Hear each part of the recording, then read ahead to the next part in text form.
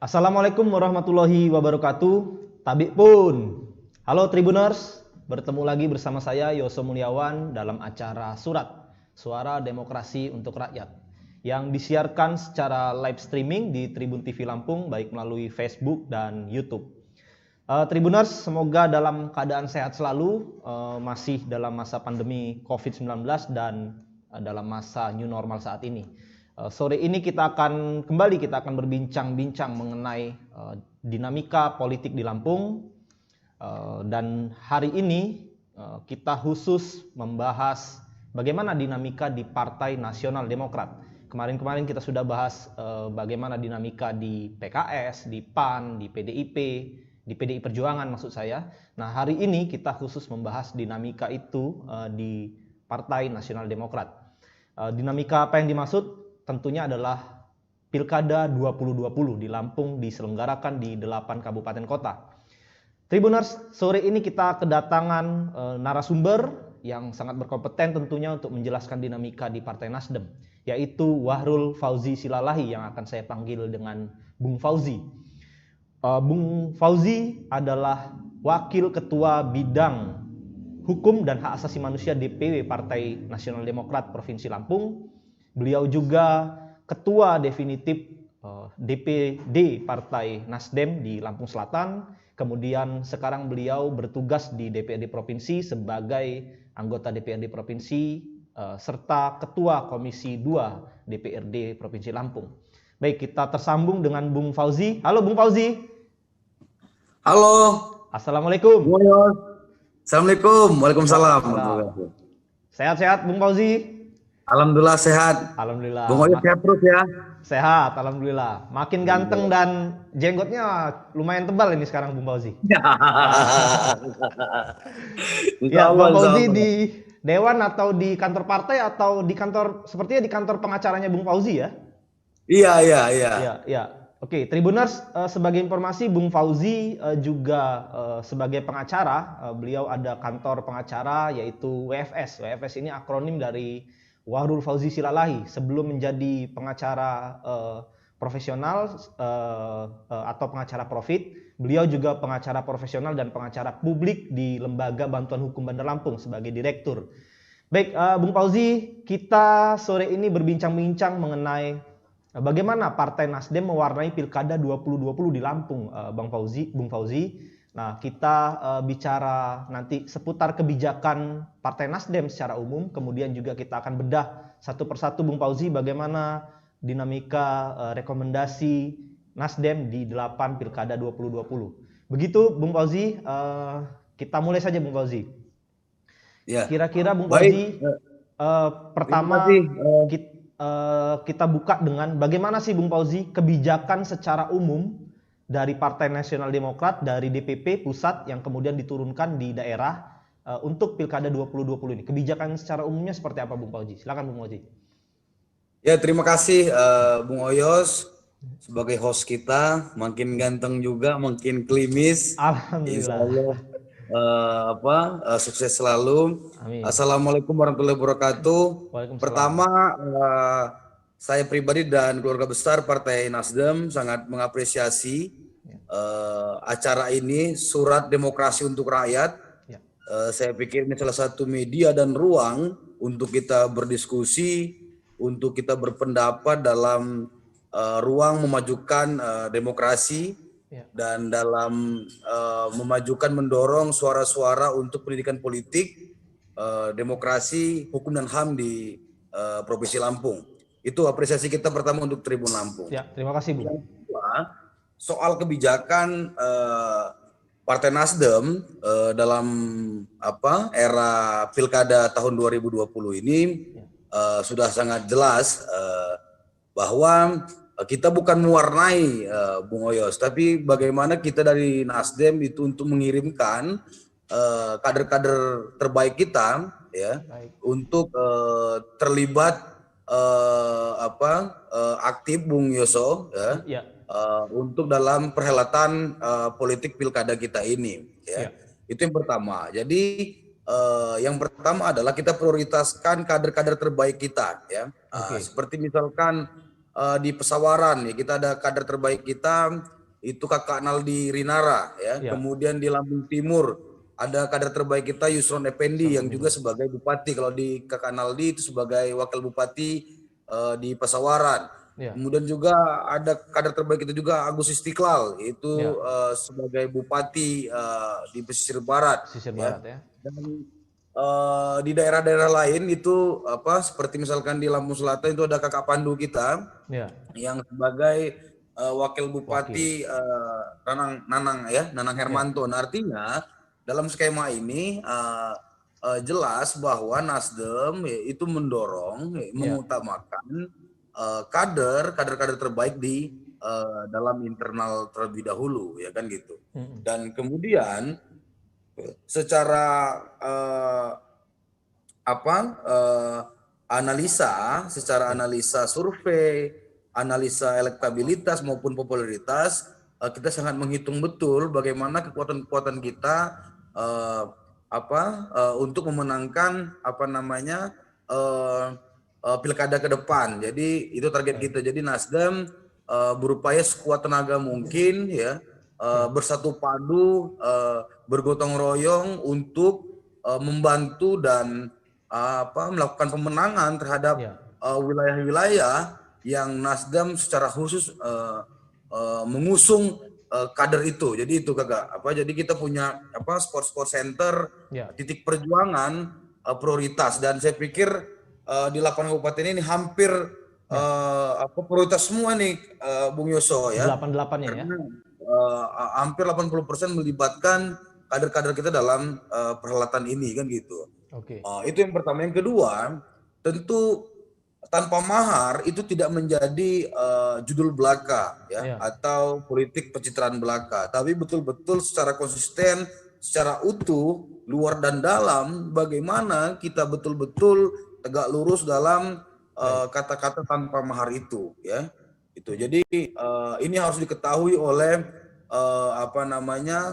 para calon-calon kita yang di 8 kabupaten itu kan gitu. Karena sudah jelas tolak ukurnya kalau ada aliran politik dana untuk mendapatkan rekom, bicara mahar, ini akan jelas sanksinya akan dipecat ya dari kepartaian. Karena ini cita-cita Partai Nasdem, cita-cita Surya Paloh, cita-cita kita semua untuk bagaimana untuk mendapatkan perahu partai dengan seringan-ringannya ongkos untuk tidak membebani para bupati dan calon wakil bupati kita dalam membangun kabupaten, membangun kotanya untuk ke depan. Karena apa? Kita masih yakin dan percaya tanpa mahar adalah salah satu alat pamungkas untuk memangkas yaitu praktek-praktek korupsi yang ada di di lapangan ya, di lapangan. Jadi kita tidak membebani para paslon-paslon kita setelah dia nanti fokus dalam proses pemenangan ya. Dan kita yakin adalah salah satu pamungkas untuk memangkas dan memotong ya bagaimana mahalnya biaya politik demokrasi kita ini kan gitu.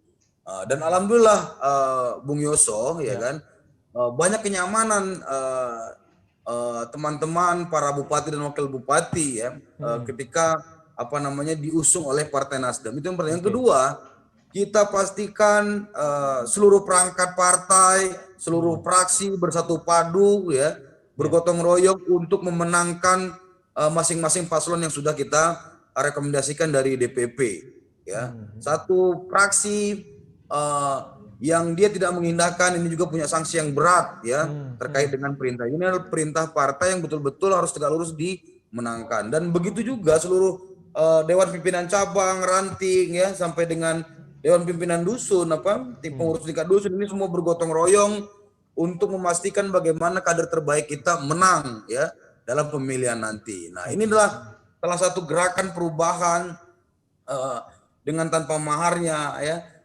Bagaimana juga kita memastikan calon-calon ini juga punya integritas, dia punya visi yang baik untuk demokrasi, dia punya visi yang baik untuk masyarakat kecil, dia punya visi baik untuk perjuangan lingkungan, dia visi baik untuk perjuangan pertanian ya dan yang lain ya. Nah, jadi apa namanya poin-poin ini penting untuk bagaimana sebagai alat ukur dia nanti memimpin pemerintahan yang dipimpin dia. Jadi kita tidak juga hanya mengejar hanya kemenangan secara politik.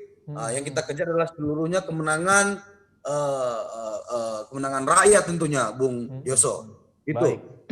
Ya, dua kata kunci politik tanpa mahar, dan ini saya pikir juga turunan dari kebijakan Nasdem secara nasional. Kemudian ada keterlibatan kader dalam Pilkada 2020 di Lampung ya Bung Fauzi ya. Selain tadi disebutkan Lamtim, Pesawaran, kemudian Pesisir Barat, Lampung Selatan, Metro juga Bung ya sebagai wakil ya. Metro. Iya. Betul. Nah, Bung Fauzi, ini saya kira di 5 daerah yang diusung Nasdem, kader yang diusung Nasdem, saya kira ukurannya sudah jelas karena itu kader. Nah, bagaimana dengan 3 daerah sisanya? Itu kan tidak ada kader di situ. Apakah memang tidak ada kader, atau ada kader tetapi komunikasi politiknya mungkin tidak deal seperti itu, atau ada pertimbangan lain dalam mengusung paslon-paslon di luar yang kita usung sebagai kader? Silakan Bung. Ya, pertama kewajiban DPD adalah mengkomunikasikan secara baik kepada kader internal dan eksternal ya. Semua punya hak yang sama di dalam Partai Nasdem. Tentu ada rumus hitungan soal popularitas dan elektabilitas ya. Tapi juga di 3 kabupaten itu juga kita punya kader yang belum dideklarasikan. Oke. Nah, ini adalah langkah internal DPP dan DPW. Menunggu hari aja kan gitu kan. Nah, jadi semua punya hitung-hitungan, semua punya target dalam proses yang ada di 3 kabupaten kota ya, yang yang secara hari ini belum dideklarasikan itu, Bung. Oke, baik. Tadi ada soal politik tanpa mahar, Bung. Nah, ini kan sebetulnya sudah rahasia, bukan rahasia umum lagi lah. Setiap calon itu memerlukan selain modal sosial, dia juga memerlukan modal dalam artian materi untuk mencalonkan diri, pembiayaan dan lain sebagainya. Nah, kira-kira kalau ini politik tanpa mahar yang diterapkan Nasdem ke Partai Nasdem, kemudian Partai Nasdem nantinya kata Bung Fauzi tadi menerjunkan full anggota fraksi sampai ke struktur di tingkat bawah. Bagaimana pembiayaan itu sendiri, Bung? Kalau misalkan kita politik tanpa mahar, tidak menerima uang dari calon. Silakan Bung Fauzi. Ya, yang pasti kan gini, ada prosesnya ya. Dalam mengambil rekomendasi partai clear ya. Tidak ada biaya untuk mengambil itu ya. Jadi betul-betul kita memberikan surat rekomendasi terhadap pasangan calon ya. Betul-betul kita tidak memungut 1 rupiah pun ya mahar ya kan gitu kan. Nah, tapi dalam konteks pemenangan saya pikir ini harus didiskusikan khusus kepada masing-masing calon bupati dan wakil bupati serta struktur partai di masing-masing kabupaten untuk berdiskusi teknis-teknis kemenangan kan gitu.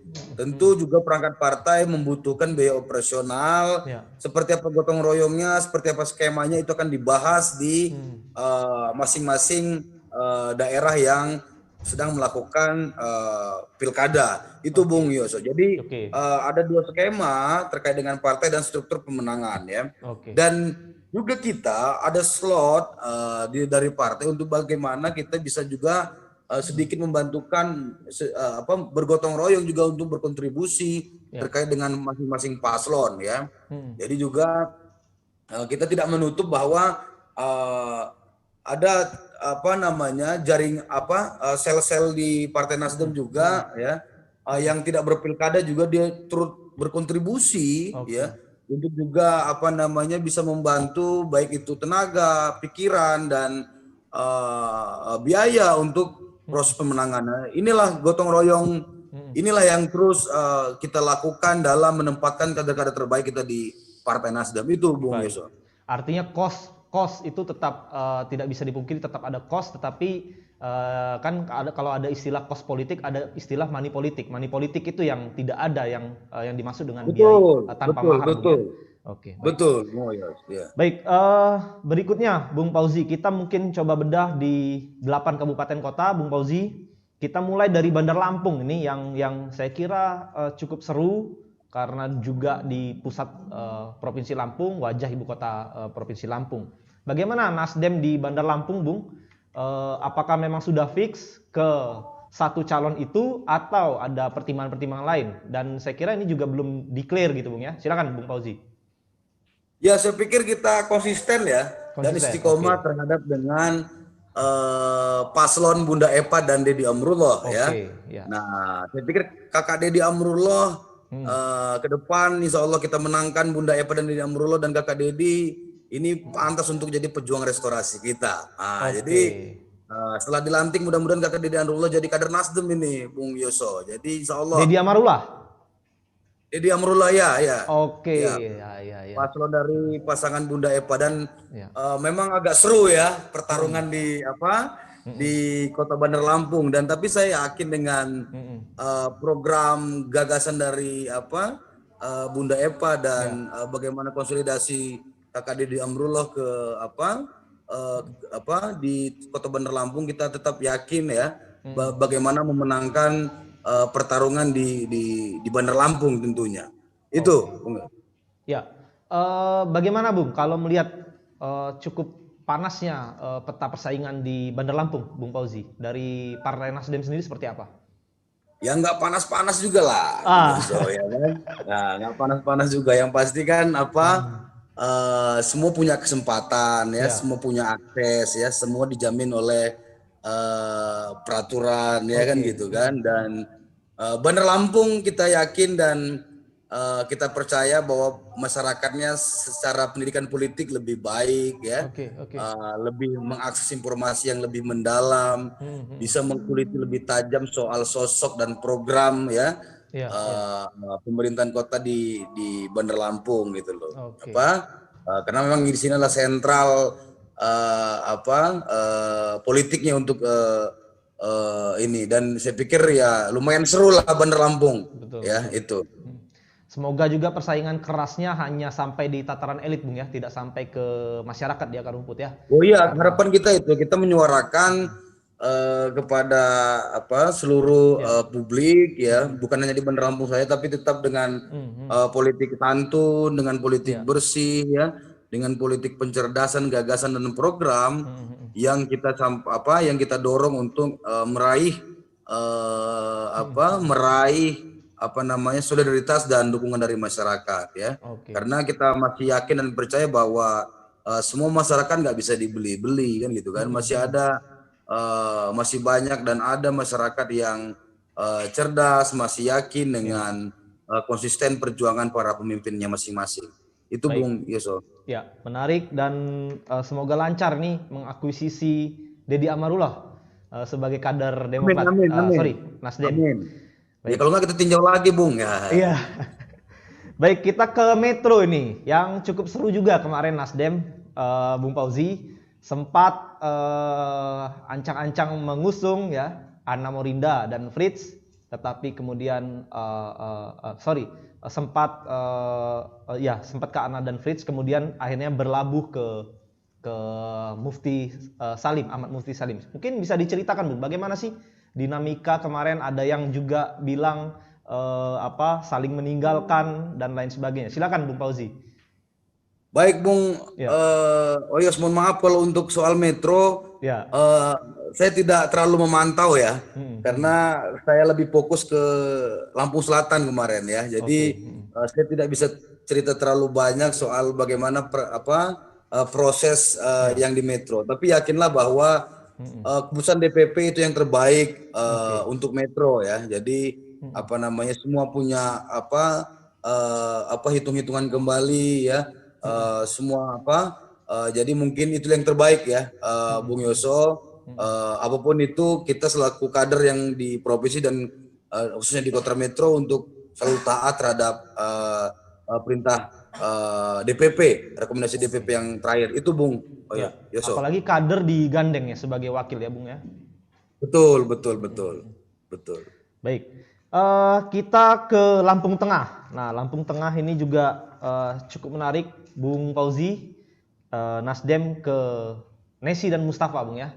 Mungkin bisa dijelaskan karena begini Bung, kita tahu sebelumnya Bupati Mustafa yang terjerat kasus korupsi, kemudian sekarang kita mengusung istrinya Mustafa. Kira-kira apa sih Bung pertimbangan di Lampung Tengah ini? Silakan Bung Fauzi.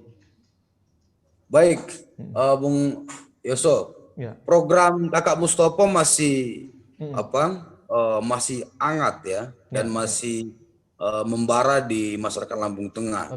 Soal bagaimana keberpihakan dia terhadap para petani ya.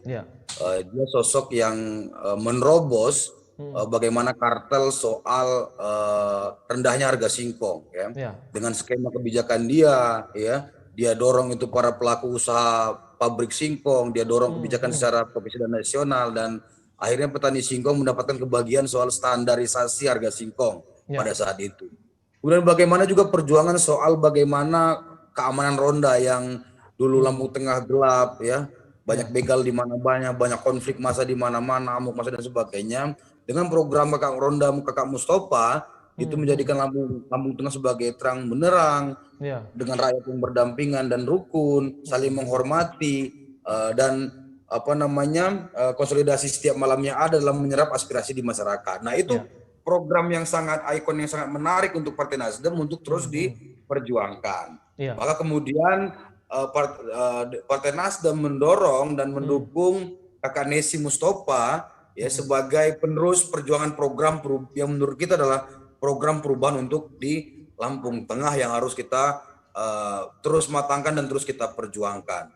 Dan kita masih yakin bagaimana rakyat Lampung Tengah masih rindu terkait dengan semangat, cita-cita dan sentuhan dari Kakak Mustafa, dan itu bisa dilakukan oleh sentuhan-sentuhan dari Bunda Nesi yang juga sebagai istri Kakak Mustafa, dan kita masih yakin itu ya di Lampung Tengah. Bunda Nesi adalah kader terbaik Partai Nasdem, itu sudah diakui oleh kita semua sebagai kader-kader Nasdem di Provinsi Lampung dan Indonesia. Itu Bung. Oke.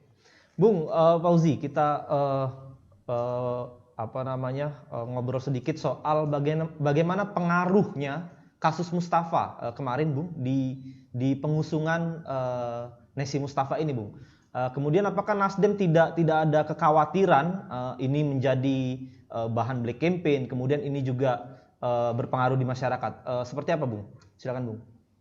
Baik Bung, kebetulan saya dulu sebelum di DPR, saya yang konsisten dan setia menemani proses perjuangan persidangan Kak Mustafa. Saya tidak mau bicara soal materi pokok ya, materi pokok di proses persidangan. Tapi saya melihat bagaimana dukungan, bagaimana doa, bagaimana solidaritas ya, masyarakat Lampung Tengah memantau dan hadir dalam proses persidangan di Jakarta.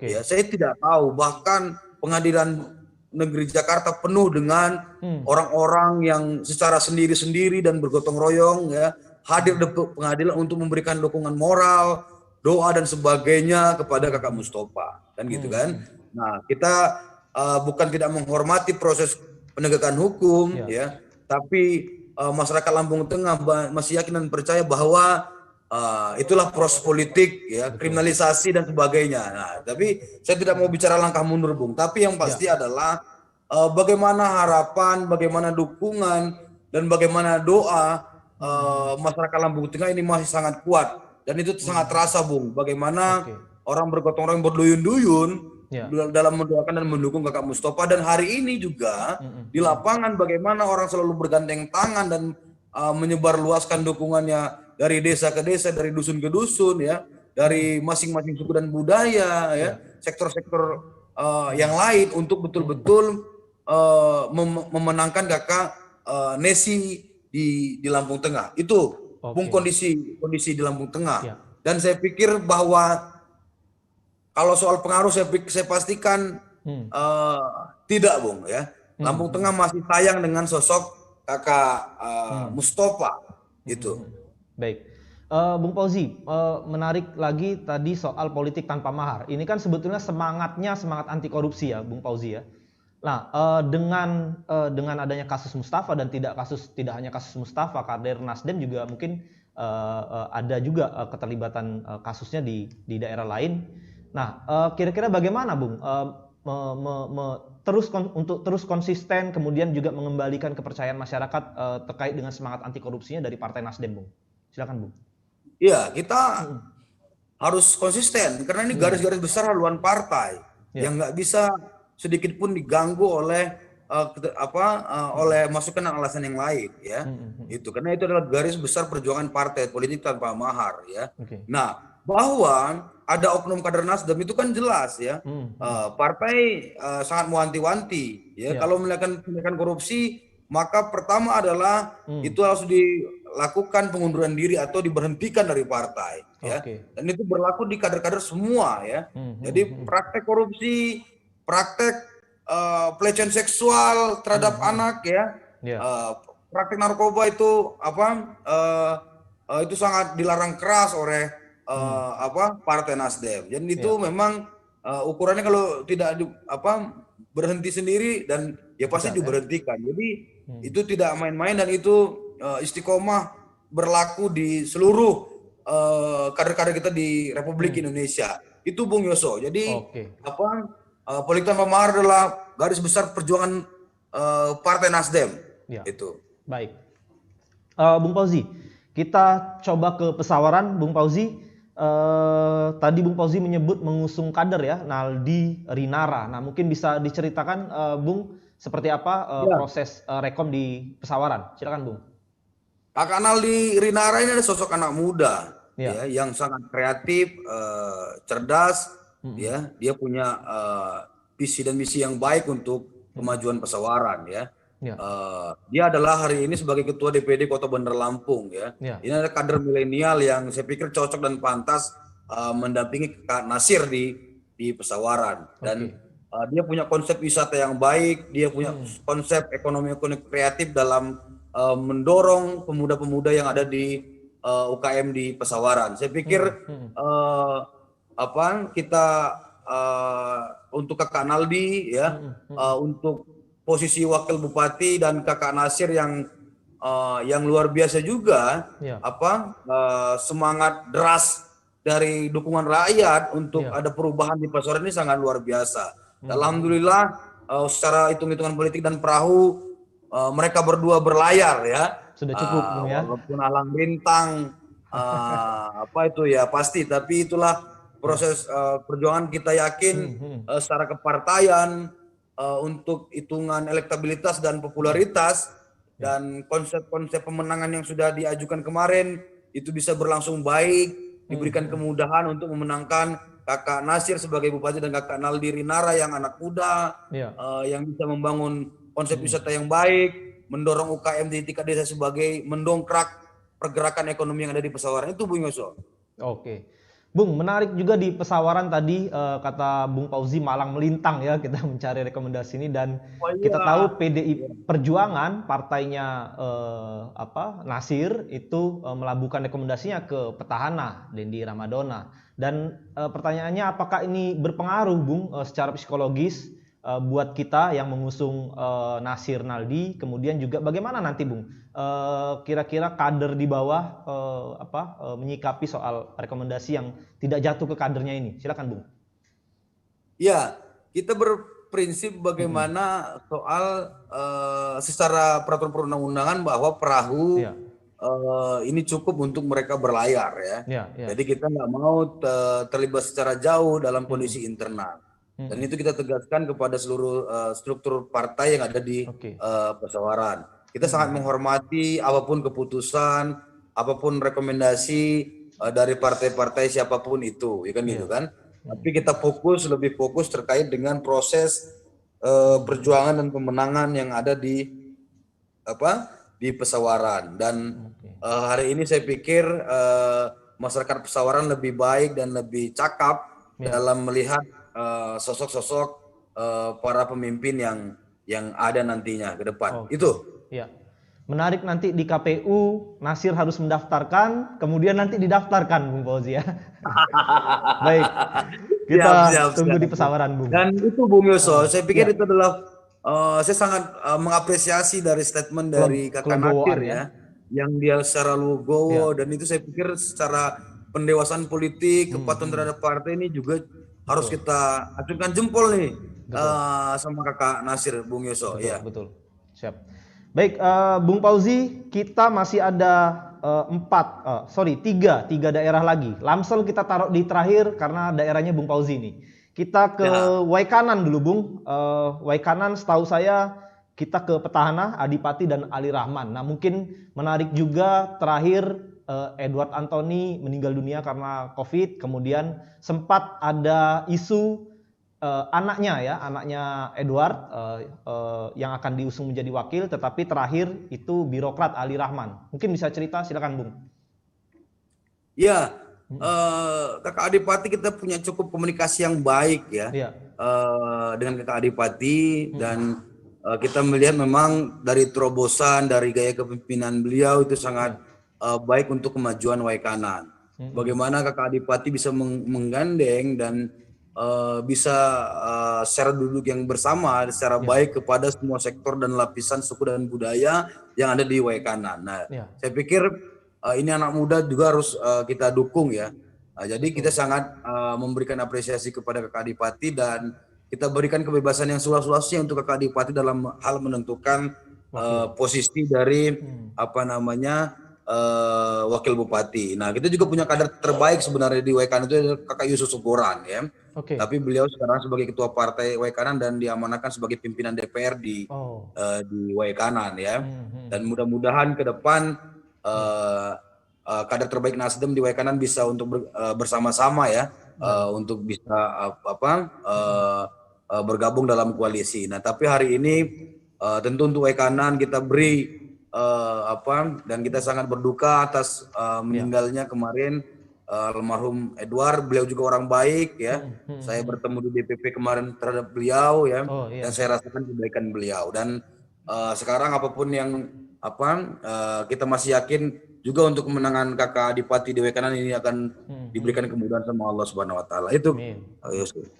Baik, kita ke Lampung Timur, Bung Fauzi, kader kita ya, Yusron Amirullah. Mungkin bisa cerita dan bagaimana sosok wakil yang akan diusung di Lampung Timur. Silakan, Bung. Ya, Kakak Yusron Amirullah ini luar biasa ya. Dia 3 kali ini melakukan pertarungan pilkada di Lampung Timur. Ya. Dia sosok tokoh Lampung yang turut diperhitungkan di Lampung Timur.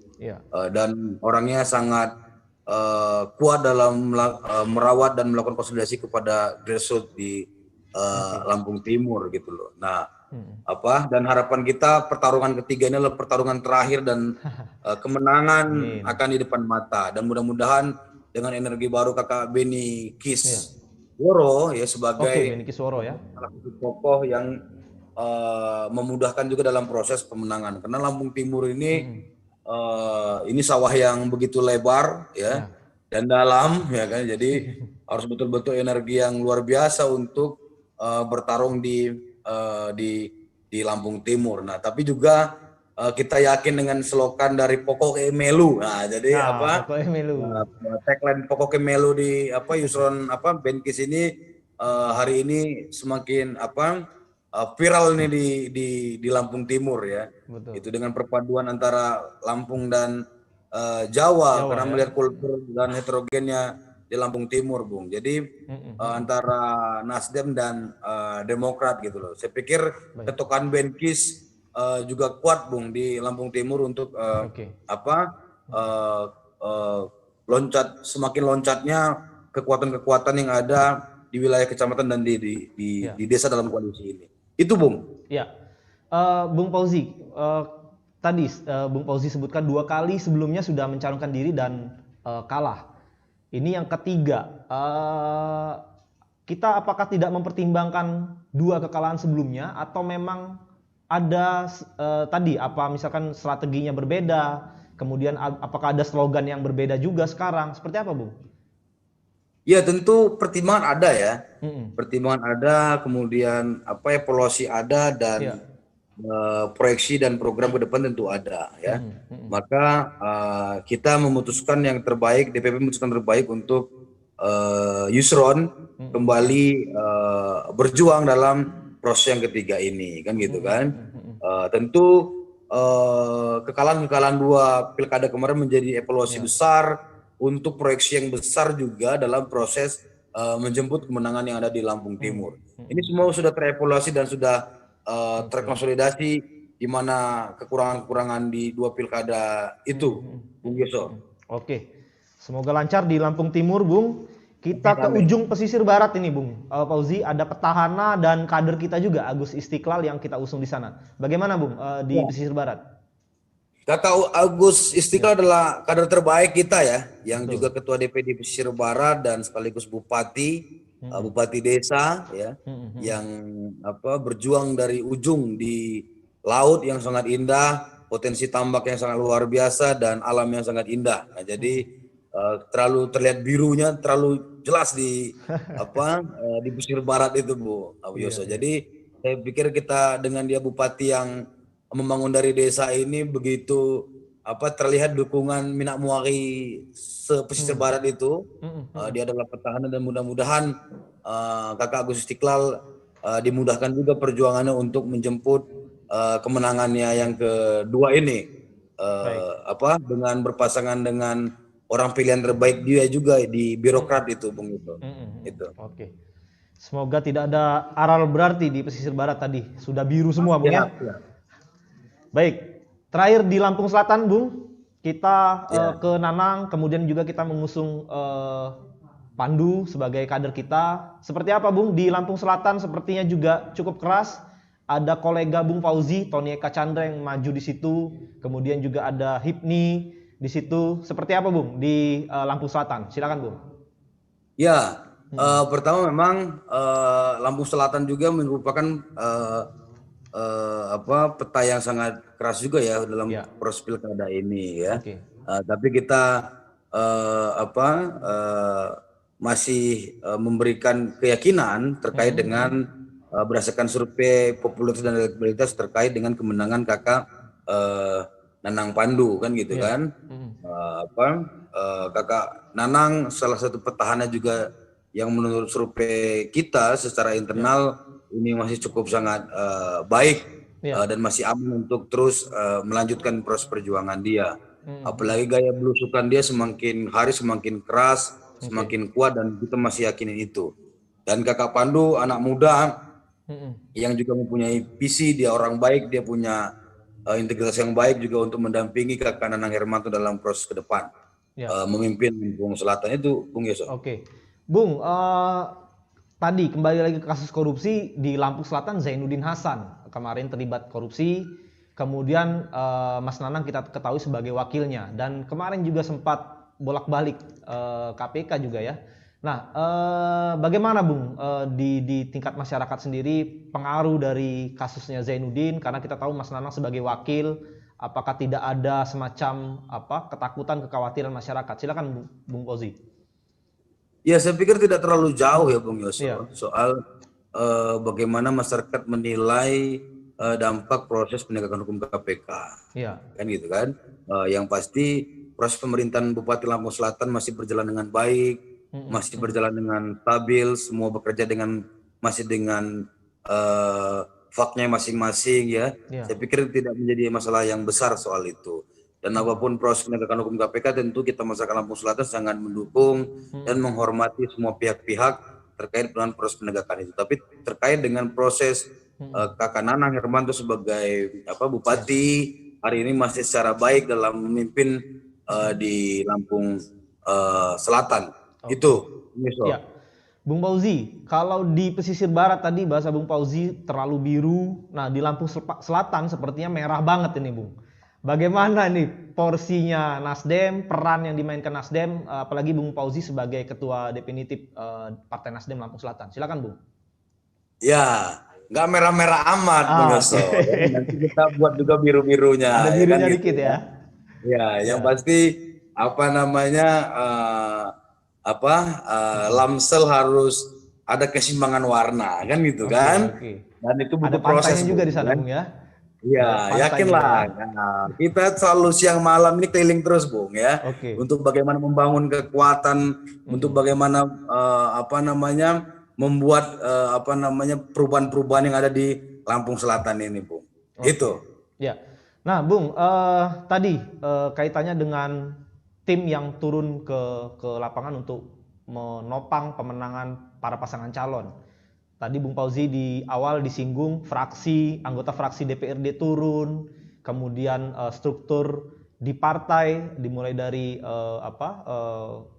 provinsi, kemudian juga di kabupatennya sampai di tingkat bawah turun full. Termasuk mungkin Bung Pauzi juga sudah mulai konsentrasi di Lampung Selatan. Tadi kata Bung Pauzi tegak lurus dan ada sanksinya bagi anggota fraksi yang tidak maksimal. Seperti apa Bung itu Bung? Perkembangan sekarang dari tim Nasdem, mulai dari anggota dewannya, struktur di partainya yang turun ke lapangan. Kemudian kita pengen tahu sanksinya apa sih Bung? Kalau misalkan nggak maksimal dalam pemenangan pasangan calon. Silakan Bung. Baik, tentu kan hari ini kita masih mengkonsolidasikan seluruh struktur partai, ya, struktur pemenangan. Ya. Jadi nanti setelah kita hantarkan ke KPU ada tahapan, ya, baru kita melakukan kita sudah melakukan rapat pemenangan bersama koalisi partai, ya, bersama PDIP, Hanura dan P3 di Lampung Selatan. Nah, jadi nanti kita akan buat skema schedule pemenangan dan untuk turun kita walaupun sebelumnya kita sudah sering turun ya untuk bagaimana mengkampanyekan memastikan kemenangan dari Kakak Nanang dan Pandu. Itu. Nah, soal bagaimana misalkan fraksi dan terkait dengan sanksi tegas, ya jelas bahwa kita harus tunduk dan perintah dari partai dan seluruh fraksi secara baik hari ini untuk bagaimana memenangkan yang sudah direkomendasikan oleh partai. Itu. Jadi sanksi tegasnya adalah bisa sampai kepada pemecatan ketika diketahui tidak melakukan dukungan terhadap paslon yang sudah direkom. Itu Bung Yoso. Jadi nggak main-main ininya sanksinya gitu loh. Gitu. Bung Pauzi, kita bicara soal kampanye pilkada yang sekarang waktunya cukup panjang Bung Pauzi, ya, 3 bulan. Kalau dulu 2 minggu kampanye, sekarang sudah lebih panjang, dan ini juga saya pikir memerlukan nafas yang cukup panjang juga dari pasangan calon, timnya, termasuk parpol yang mengusung. Nah, bagaimana Nasdem memandang waktu kampanye yang panjang ini? Apakah ini satu keuntungan atau justru kerugian? Silakan Bung. Ya, saya pikir ini satu keuntungan ya, untuk kita berkeliling ya, karena memang jangkauan luas Lampung Selatan dengan 17 kecamatan, 268 desa ya yang begitu luas. Jadi kalau waktu 2 minggu nggak selesai gitu loh. Nah, dengan waktu yang space yang agak lumayan jauh panjang ini akan bisa memaksimalkan kita konsolidasi ke menyisir seluruh desa-desa yang ada di Lampung Selatan. Saya pikir ini apalagi era COVID-19 ini tentu kita punya keterbatasan untuk mengumpulkan massa. Maka kemudian kita harus patuh dengan protokol kesehatan dengan mengumpulkan 25 sampai 30 orang. Dan itu tidak boleh itu harus betul-betul melakukan protokol kesehatan dengan jaga jarak, pakai masker. Nah, tentu dengan ini kita diuntungkan bisa menyisir dan memastikan seluruh lorong-lorong dan seluruh desa-desa yang ada di Lampung Selatan. Karena saya pikir ini harga mati, kita nggak boleh sembarangan dalam mengumpulkan orang dalam situasi COVID ini, Bung. Tetap kita secara disiplin dan bersatu padu untuk menerapkan protokol kesehatan dalam berkampanye dalam Pilbub ini. Itu Bung Yoso. Mungkin kita sudah hampir sampai di penghujung, Bung. 1-2 lagi. Sekarang COVID tadi disinggung oleh Bung Pauzi dan sudah agak sulit mengumpulkan massa banyak seperti dulu-dulu kampanye akbar dan lain sebagainya. Apakah kampanye di media sosial juga menjadi dilirik oleh Partai Nasdem, dan seperti apa Bung sekarang perkembangannya? Apakah memang sudah mulai concern juga kampanye di media sosial? Silakan Bung. Ya, tentu dalam hal terkait hal-hal pemenangan kita sudah menghitung bagaimana efektivitas kampanye udara, kampanye laut dan kampanye darat ya kan gitu kan. Dan media sosial adalah serangan udara kita yang sangat lebih efektif. Nah, maka ada tim-tim IT kita nanti yang juga bergerak fokus terkait dengan bagaimana proses kampanye melewati media medsos dan udara ya. Tentu. Jadi TV ya, saluran media sosial, kemudian radio itu tetap harus kita lebih maksimalkan dalam memperoleh simpatisan dan solidaritas dari dukungan masyarakat di Lampung Selatan khususnya. Dan bagaimana kita bisa menyampaikan secara jelas dan terukur bagaimana program-program dari partai, program-program dari masing-masing calon Kakak Nanang dan Pandu yang kita usung, Bung Yusuf. Baik. Terakhir Bung Fauzi, kita sampai di penghujung.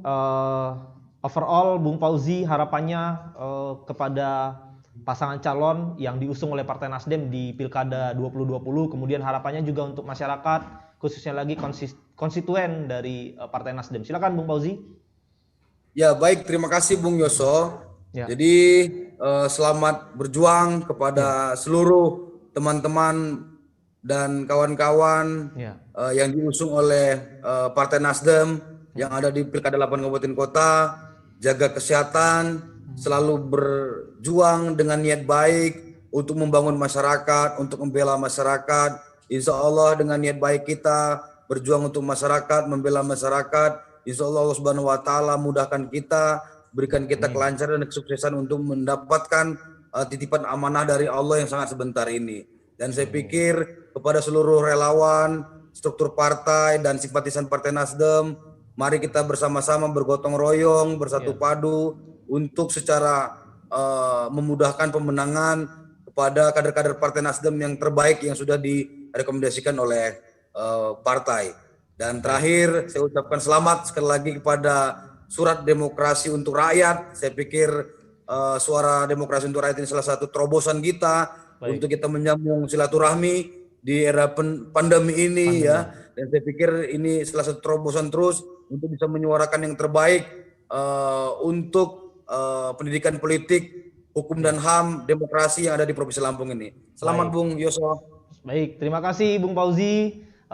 Kita sampai di penghujung acara. Semoga lancar, sukses Nasdem di Pilkada 2020 di 8 daerah di Provinsi Lampung, Bung Fauzi. Dan kita harap silaturahmi terus terjalin, tetap semangat, tetap sehat, tetap politik tanpa mahar, dan tetap ganteng juga Bung Fauzi ya. Amin. Siap. Baik, terima kasih Bung Fauzi sekali lagi. Salam buat kawan-kawan. Assalamualaikum warahmatullahi wabarakatuh. Waalaikumsalam warahmatullahi wabarakatuh. Baik, Tribuners. Itu tadi perbincangan kita dengan Bung Warul Fauzi, Wakil Ketua DPW Partai Nasdem Lampung, mengenai bagaimana Partai Nasdem mewarnai, dan Bung Fauzi tadi menegaskan tidak hanya mewarnai tetapi mengisi, betul-betul mengisi dengan mengantarkan kadernya di mayoritas pilkada di 8 kabupaten kota di Provinsi Lampung. Baik, Tribuners, kita bertemu lagi di acara surat berikutnya pekan depan dengan tema-tema yang menarik lainnya, dengan narasumber dan partai-partai, kemudian kader-kader politik lainnya yang akan kita hadirkan di surat. Terima kasih sekali lagi, saya Yosef Mulyawan undur diri. Wassalamualaikum warahmatullahi wabarakatuh.